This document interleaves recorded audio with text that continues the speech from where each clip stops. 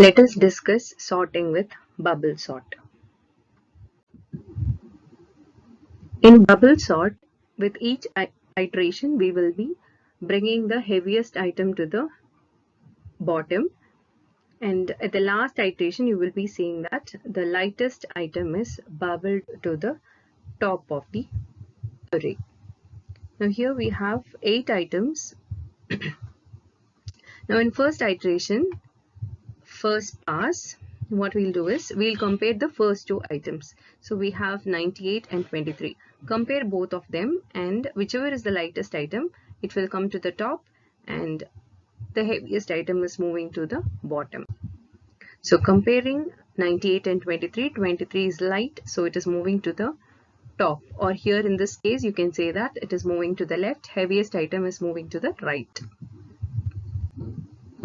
Next, we will compare the next two items, 98 and 45. 45 is light, so we move it to the left. Next, we will compare 98 and 14. 14 is light, so we will move it to the left. Next, we compared 98 and 6. 6 is lighter, so move to the left.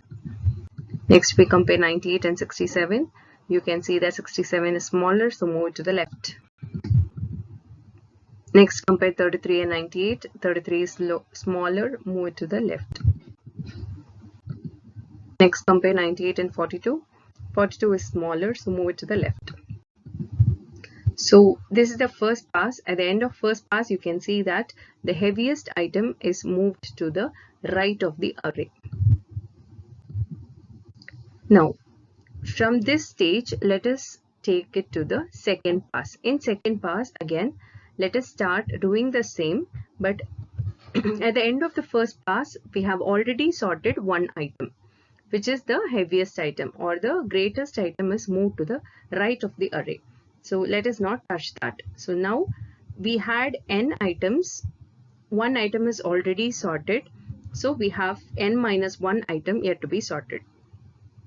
So let us start again. 23 and 45. When we compare, there is no need for any swapping. So move to the next two items. 14 is smaller, so move it to the left. Next, 6 is smaller, so move it to the left. Next, 45 is smaller, so there is no need for any swapping. Next, 33 is smaller, so move it to the left. Next, 42 is smaller, so move it to the left.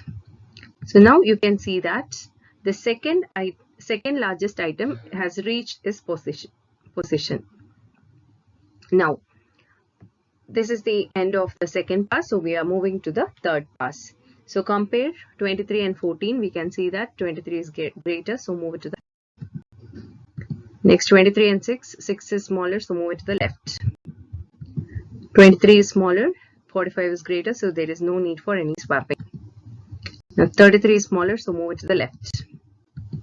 42 is smaller, so move it to the left. Now at the end of the third pass, you can see that the third largest item has reached its position. Next, we are starting the fourth pass. So compare 6 and 14. 6 is smaller, so move it to the left. 14 is smaller, 23 is greater, so there is no need for any swapping. 23 is smaller and 33 is greater, so there is no need for any swapping. 33 is smaller and 42 is greater, so there is no need for any swapping. So at the end of the fourth pass, you can see that fourth largest item has reached its location. Next, we'll start the fifth pass. In fifth pass, comparing 6 and 14, there is no need for any swapping. 14 and 23, no need for any swapping. 23 and 33, there is no need for any swapping. So at the end of fifth pass, 5 items are already sorted.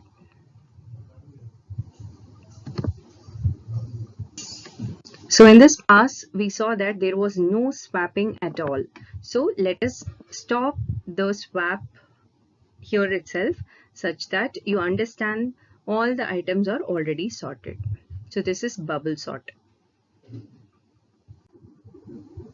The best case time complexity is of the order of n, because there will be no swapping. In worst case, we can expect in every pass we will be swapping all the elements. So it is of the order of n square.